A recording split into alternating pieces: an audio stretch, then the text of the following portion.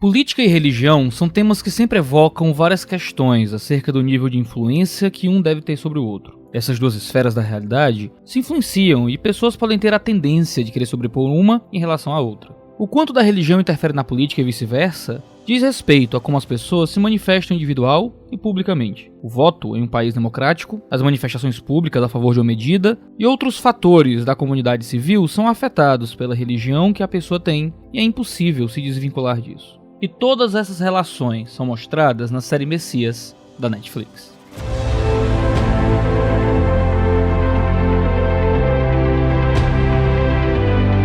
O caos do Oriente Médio é o palco inicial da série. O menino atormentado por um pesadelo e sua mãe que o consola. O conflito entre os Estados Unidos e o Estado Islâmico. Jovens que, tendo fugir dessa calamidade, nos levam até o nosso personagem misterioso que diz trazer palavras de Deus para que o povo entenda e confie em seus planos. É em volta desse personagem que uma série de eventos que poderiam ser vistos como milagres acontecem. Semelhantemente ao dilúvio bíblico, uma tempestade de areia varre as tropas do Estado Islâmico, forçando sua retirada. Esse personagem, ainda sem nome, resiste à tempestade. Paralelamente a isso, surge nossa segunda personagem principal, Eva Geller. Depois de assistir a notícia sobre o Estado Islâmico, ela se dirige à CIA, onde trabalha para uma entrevista de emprego com um candidato. A conversa que eles têm é um dos elementos que a série trabalhará. O que é a verdade? O entrevistado diz que a verdade é nebulosa e pode ter muitas versões, dependendo de quem conte. Já Eva diz que a verdade pode até parecer nebulosa, mas não é.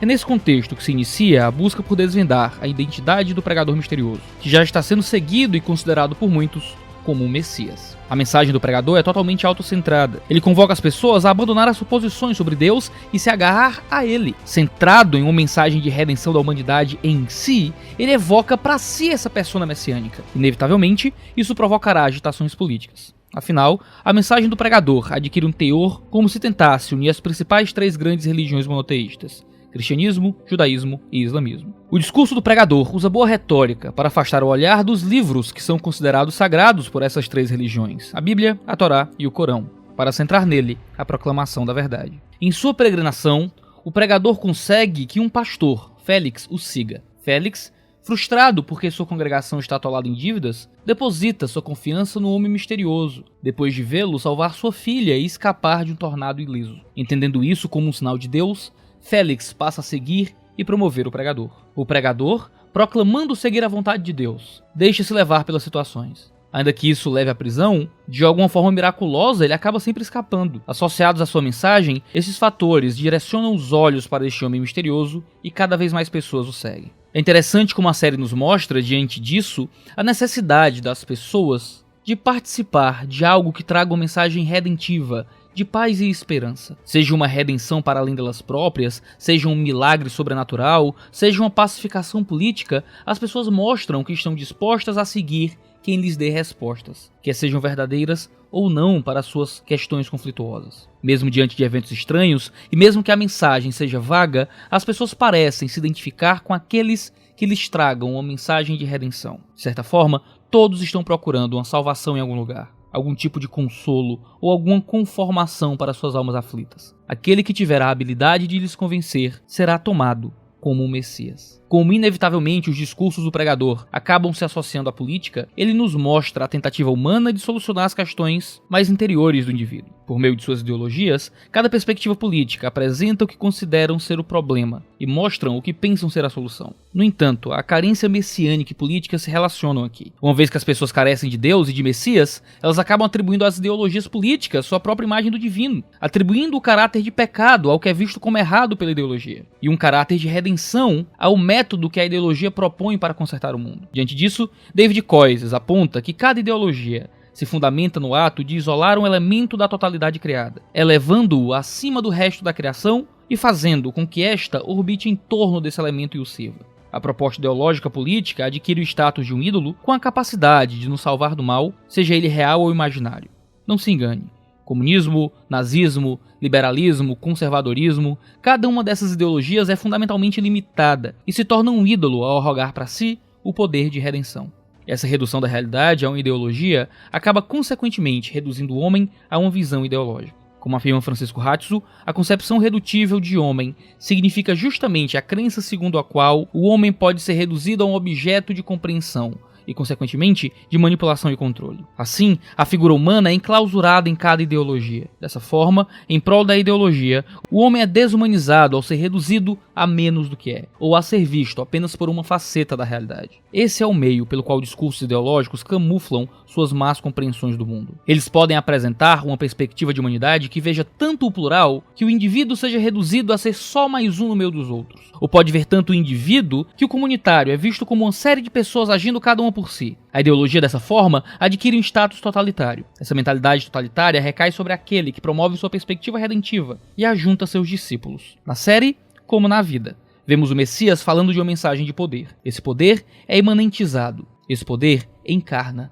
Assim, a humanidade atribui a essa figura uma autoridade a fim de obter paz. Por causa disso, assim como o Estado em regimes autoritários e totalitários, o Messias adquire um papel moralizador, estético e salvador. Francisco Ratzo acerta novamente quando diz que a imaginação não admite uma crença, senão a que estou plena conformidade com a realidade. A maior ilusão das ideologias é precisamente essa, fomentar a imaginação de que falamos diretamente em nome da realidade. O pregador manifesta isso ao trazer uma mensagem de Deus que supera a realidade em que as pessoas estão habituadas. O problema é o caráter gnóstico e místico de sua mensagem. Diferentemente da mensagem bíblica de redenção, a mensagem ideológica do pregador mostra uma distinção entre o conhecimento detido por ele e a realidade vivida pelos demais. Aqueles que incorporam esse conhecimento serão os iluminados que alcançarão a paz. Seu discurso é ambíguo, fazendo cada pessoa chegar a uma verdade particular que pareça solucionar suas questões. O conjunto dessas reflexões levaria a uma paz conjunta, ou seja, cada verdade é pessoal, mas a união dessas verdades levaria à paz. O caráter gnóstico está na obtenção de redenção através do conhecimento. A Bíblia, por outro lado, nos revela que a redenção é externa a nós, e fruto da graça de Deus a um mundo que não a merece. O conhecimento de Deus é posterior à transformação de vida que ocorre por um ato divino na alma da pessoa. Cristãos creem para conhecer, não o contrário. Essa manifestação social e religiosa se dá em ambientes culturais que já não são mais mobilizados pela religião, mas que, sem perceber, atribuem o seu caráter a elementos culturais. Essa é a tese que Terry Eagleton desenvolve em A Morte de Deus na Cultura. O homem mata Deus, mas continua conferindo status religioso às coisas que o circundam. Ele diz que não acreditar em Deus é muito mais difícil do que geralmente se imagina. Toda vez que o Todo-Poderoso parece seguramente descartado, sempre pode reaparecer sobre um disfarce ou outro. O ponto é que, ao tentar fugir de Deus, o homem atribui involuntariamente, ou voluntariamente, a divindade a outro elemento. O Messias da série recebe esse status divino porque as pessoas estão desacreditadas de boas respostas. Quando surge uma figura convicta de suas crenças, carismática e proclamando suas ideias, essa figura cativa e arrebanha discípulos. E essa é uma reflexão que precisamos fazer como seres humanos. A quem estamos ouvindo? Onde estamos depositando nossa esperança? O que tem causado angústia em nossas almas e quais respostas estamos buscando? De fato, tais respostas são absolutas, ou somente aquilo que queremos ouvir. Falsos messias surgem quando pessoas já não suportam ouvir verdades e clamam por alguém que lhes afague o ego. É preciso refletir acerca do que temos considerado no modo como vemos o mundo e até mesmo como encaramos a política e a economia. É possível estar atribuindo uma identidade divina a algo que é somente uma das esferas da realidade e que não a totaliza. A série Messias mostra, de certa forma, uma crítica às religiões, mas também às decisões políticas. Porém, acima de tudo, também mostra a disposição que temos de erigir figuras messiânicas e segui-las. Diante disso, a pergunta que importa é quem tem sido o seu Messias.